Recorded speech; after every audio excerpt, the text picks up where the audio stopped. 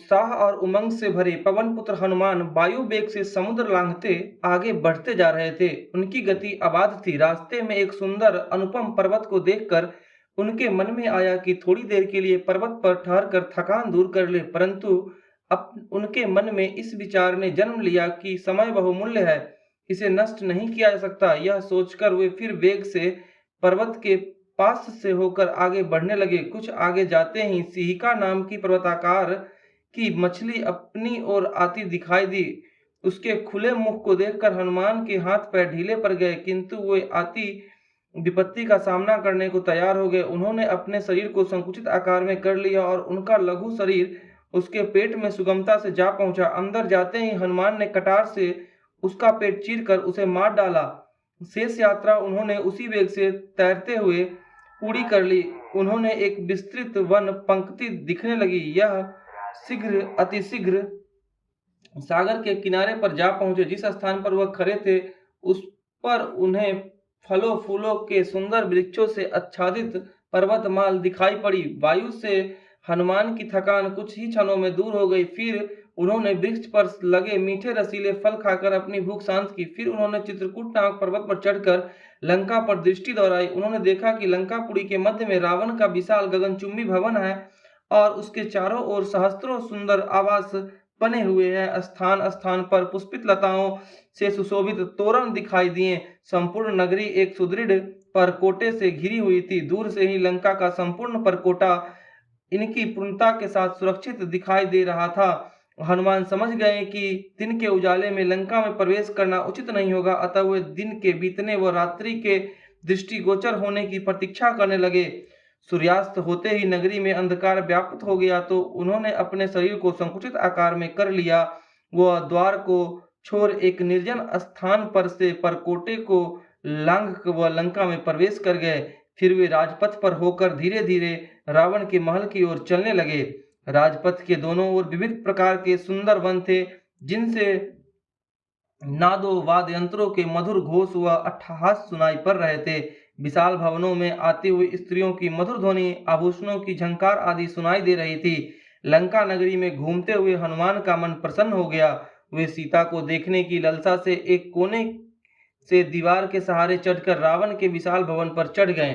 रावण का समस्त स्वर्ण महल स्वर्ण से बना हुआ था। उसकी तुलना इंद्र के महल से भी नहीं की जा सकती थी। वे प्रहरियों से बचते बचते रावण के शयनगार में पहुंच गए। अंदर एक पलंग पर रावण मस्त होकर सोया हुआ था। कमरे में सुगंध बसी हुई थी। स्थान स्थान पर फर्श पर कई स्त्रियां सोई हुई थी। मदिरा की प्यालियां चारों तरफ बिखरी पड़ी थी। रावण की पटरानी मंदोदरी भी अस्त व्यस्त अवस्था में एक सुसज्जित पलंग पर सो रही थी। हनुमान ने कई वेश्याओं को भूमि पर निद्रा में मग्न देखा। रावण के महल में सीता के न मिलने से वे किसी ऐसे जगह को खोज रहे थे जहां उन्होंने सीता माता की खोज न की हो। ऐसे में उन्हें अशोक वाटिका दृष्टिगोचर हुई। उन्हें महसूस हुआ कि हो न हो सीता माता जरूर यहीं मिलेगी। यह सोचकर वे नई स्फूर्ति के साथ छलांग मारते हुए वाटिका की दीवार कूद गए। वाटिका की सुंदरता देखकर उनका मन प्रसन्न हो गया। चारों ओर सुंदर सघन वृक्ष थे, जिन पर पुष्पित लताएं फैली हुई थी। चारों ओर तालाब बने हुए थे जो स्वच्छ निर्मल जल से भरे थे। तालाबों में श्वेत व लाल कमल दिखाई पड़ रहे थे। संपूर्ण वाटिका में संगमरमर की मूर्तियां भी बनी हुई थी, जिनमें लगी बहुमूल्य मणियां रात्रि में चमक रही थी। इन जलाशयों के आगे एक और जलाशय था, जिसके चारों ओर कमल की लताएं दिख रही थी। उस जलाशय में हंस, बत्तख, सारस आदि विचरण कर रहे थे। आसपास ऊंचे ऊंचे सुंदर व सघन वृक्ष थे। तालाबों के आसपास नहरें बस रही थी, जिनके दोनों ओर सुंदर वृक्ष लगे हुए थे। वृक्षों पर फूलों की पंखुड़ियां गिरकर जल के साथ प्रवाहित होकर वातावरण को आनंदित कर रही थी। एक अशोक के वृक्ष के नीचे एक सुंदर दुर्बल नारी बैठी थी। उनके चेहरे पर दुख के भाव थे। उनके वस्त्र मलिन व पुराने थे। उनके चारों ओर डरावनी राक्षसियां उसे घेर कर बैठी हुई थी। उस नारी की आंखों में झरझर अश्रुधार बह रही थी। इतनी रात गए नींद उनकी आंखों से कोसों दूर थी। यह देखकर हनुमान जी को विश्वास हो गया कि यही श्री राम जी की प्यारी सीता है। उनकी दीन दशा देखकर उनकी आंखों से आंसू बह चले। उन्होंने मुश्किल से आंसू रोके वह परमात्मा को धन्यवाद दिया। वह ध्यान मग्न हो गए। रात्रि का अधिकांश भाग बीत चुका था। प्रभात होने से पहले ही सीता माता से मिलना, राम जी का संदेश देना, हृदय को सहारा देना आवश्यक था। हनुमान यह सोच ही रहे थे कि उनके कानों में यक्षों के कर्ता वेदज्ञ राक्षसों का वेद घोष सुनाई दिया। ऐसे में उन्होंने वाटिका के एक भाग में हलचल मालूम पड़ी। उस दिशा से मशालों की रोशनी में अनेक वस्त्र भूषणों से अलंकृत रमणियों को देखा, जिनके बीच रावण चला आ रहा था। उस पर श्वेत छत्र फैला हुआ था। वह सीधा माता सीता के पास पहुंचा तो हनुमान ऊपर से उतरकर निचली डाली पर बैठ गए। उन्होंने खुद को घने पत्तों में छुपा लिया। जब रावण सीता के समीप आया तो सीता ने मुख दूसरी ओर फेर लिया। उनका मुख इस तरह से फेर लेना रावण को अच्छा नहीं लगा। मीठे शब्दों में रावण ने उनके हृदय पर विजय प्राप्त करने की कोशिश की और बोला, सुंदरी, क्यों अपने को इस प्रकार छिपाना चाहती हो? यौवन तो आनी जानी चीज है, यह केवल एक ही बार मिलता है। उपवास करके क्यों अपने शरीर को दुर्बल बना रही हो? मैं तुम्हारे लिए वस्त्र, बिछौने, कालीन, पलंग आदि उपलब्ध करा दूंगा। बस तुम मेरी बन जाओ और लंकेश की रानी कहलाओ। क्यों राम जैसे जंगली का इंतजार कर रही हो? उसे भूल जा, वह हम में मन लगा। सीता तिरस्कार भरी हंस दी। वह तीखे शब्दों में रावण से बोली, मैं तुझे अपना उत्तर बता चुकी हूँ। यदि राम नहीं आते तो ना सही, परंतु तू मुझे मार दे, काट दे, मैं राम से जुदा नहीं हो सकती। तेरी अनेकों पत्नियां हैं, उनके साथ रमन कर। तेरी भलाई इसी में है कि मुझे मेरे राम के पास पहुंचा दे, नहीं तो तेरा और तेरी राक्षस जाति का विनाश संभव हो जाएगा। जैसे दीपक की लौ में शलभ नष्ट हो जाता है, उसी तरह तू और तेरी राक्षस जाति का विनाश हो जाएगा। रावण यह सुनकर राक्षसियों से क्रुद्ध स्वर में बोला, इससे हमारी पत्नी बनने के लिए राजी करो। अवधि खत्म होने में 2 मास शेष है। या तो अवधि खत्म होने से पहले इसकी स्वीकृति प्राप्त करो, या अवधि की समाप्ति पर इसकी बोटी बोटी काटकर रसोइयों को दे दी जाए, वह हमारे प्रातराश के लिए उपस्थित की जाए। यह सुनकर एक बार तो हनुमान जी के मन में आया कि रावण को धराशायी कर दे, वह सीता माता को मुक्ति दिलाएं, किंतु तुरंत ही अपने को वश में किया, क्योंकि इस प्रदर्शन से कार्य में विघ्न पड़ने का भय था। अतः वह माता सीता से मिलने की अवसर की बाट जोहने लगे। रावण के जाने के बाद राक्षसियां सीता को डराने लगी। वे उन्हें तरह तरह से डरा रही थी। सीता माता सब कुछ सहन कर रही थी। क्रूर राक्षसियों का दुर्व्यवहार बढ़ता ही जा रहा था। ऐसे में माता सीता उस स्थान से उठी और उसी वृक्ष के नीचे आ गई जिस पर हनुमान विराजमान थे। समीप ही एक वृद्ध राक्षसी त्रिजटा सोई पड़ी थी। उन दुष्ट आत्माओं के शोरगुल से उसकी आंखें खुल गई। अपने साथियों की दुष्टता देखकर वह उनके समीप आकर कहने लगी, अरे दुष्ट आत्माओं, मैंने अभी एक स्वप्न देखा है, उसे सुन लो, फिर जैसी मर्जी करना। मैंने देखा कि एक अनुपम विमान में बैठकर राम लक्ष्मण आए हैं और सीता माता को बिठाकर उत्तर दिशा में ले गए हैं। तदंतर मैंने देखा कि पुष्पक विमान से रावण भूमि पर गिर पड़ा है। लोगों ने उसे गधे पर बिठाया तो भागते गधे पर से वह भूमि पर गिर पड़ा है, जिससे उसका मुंह धूल से भर गया है। फिर मैंने देखा कि रावण नंगे बदन भाग रहा है। उसकी काया पर मल मूत्र आदि लिपटा हुआ है, जिससे वह जहां भी जाता है दुर्गंध से वह स्थान भर जाता है। भागते भागते वह एक मल मूत्र के तालाब में गिरकर मर गया। यदि तुम भला चाहती हो तो माता सीता के पास से हट जाओ और इन्हें सताना छोड़ दो। राक्षसियों त्रिजटा से वैसी ही डरती थी। स्वप्न की बात सुन सभी सीता माता से क्षमा मांगने लगी और सीता माता चैन मिलने पर नेत्र बंद करके एक पैर पर सहारा लेकर बैठ गई। हनुमान ने सोचा कि माता सीता से बात करने का, संतावना देने का यही अवसर है। वे मधुर शब्दों में भगवान राम के गुणों का पर कीर्तन करने लगे। वनवास से लेकर सीता हरण की कथा उन्होंने इस तरह सुनाई कि माता सीता का मुख खिल उठा। वे एकाग्रचित होकर सुनने लगी। वे चारों ओर देखने लगी कि राक्षस नगरी में कौन ऐसा दयालु है जो राम को याद कर रहा है। यह सोचकर उनका हृदय भर आया। वह मधुर स्वर में बोली, पीयूष के सदृश मधुर एवं प्रिय शब्द कहने वाले भाई, तुम प्रकट क्यों नहीं होते? यह सुनकर हनुमान वृक्ष से कूदे वह सीता माता के सम्मुख खड़े होकर अत्यंत विनय भरे स्वर में बोले, मैं वानर राज सुग्रीव का आमत्य व राम जी का भेजा हुआ दूत हूँ। राम सकुशल है, वह आपकी कुशलता के अभिलाषी है। राम के छोटे भाई लक्ष्मण भी आपकी कुशलता जानने के इच्छुक है। सीता माता हनुमान के वचन सुनकर गदगद स्वर में बोली, आपका कल्याण हो, आज प्रथम बार शुभ समाचार मिला है।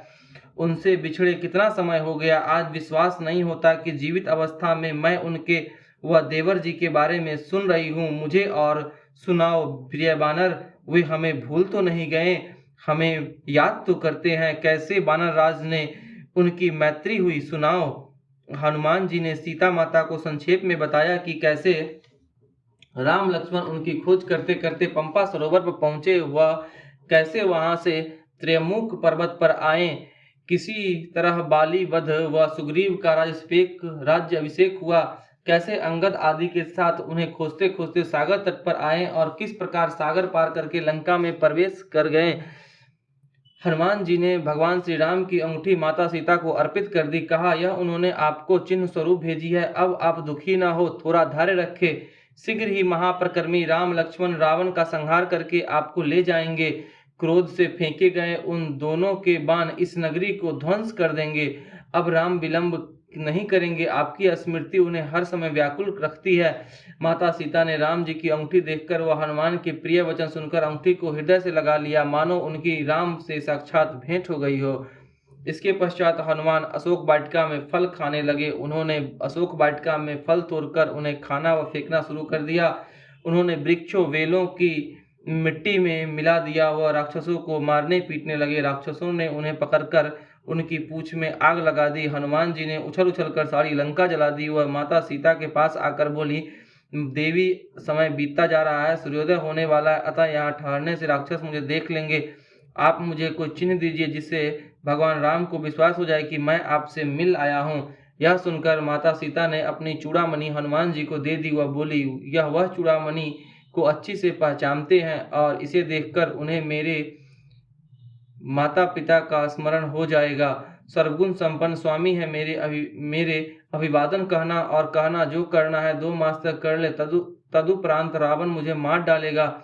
मेरे प्रिय देवर से मेरी ओर से कुशल पूछिएगा और कहिएगा कि मेरे दुखों को जल्दी दूर करने का प्रयत्न करे। आप बुद्धिमान वीर साहसी है, अतः आप भी मेरा उद्धार जल्दी करने का प्रयास कीजिए। आपसे मिलकर व आपसे बातें करके मेरे मन में आशा की किरण जागी थी। जब आपके जाने के बाद मैं फिर आश्रयहीन हो जाऊंगी, मेरे लिए फिर वही दिन वही रात। यह कहते कहते माता सीता विकल हो गई। उन्हें संतावना देते हुए हनुमान जी ने कहा, हृदय में धैर्य धारण कीजिए, जल्द ही महापराक्रमी राम लक्ष्मण लंका पर आक्रमण करके रावण का संहार करेंगे और आपको ले जाएंगे। हे माते, आप दुखी न होइए। हनुमान जी ने सीता को दिलासा देकर उनके चरणों में शीश नवाया व एक छलांग में अशोक वाटिका को पार कर गए। वह विशाल सागर के किनारे पर पहुंच गए। उस सागर के किनारे पर पहुंचकर उन्होंने मन में परमेश्वर का ध्यान किया।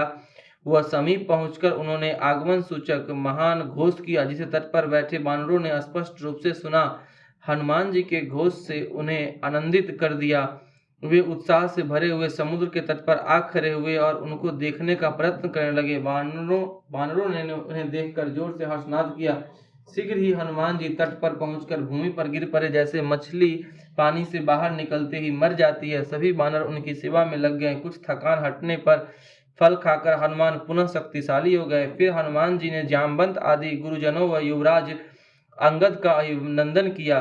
फिर सब साथियों से गले मिले। तब हनुमान जी ने कहना शुरू किया कि आपकी शुभकामनाओं के फलस्वरूप मैं जिस कार्य के लिए लंका गया था, वह कार्य सफलतापूर्वक पूरा हो गया। मैंने माता सीता को देख लिया। रावण ने उन्हें अशोक वाटिका में बंदी बनाकर रखा है।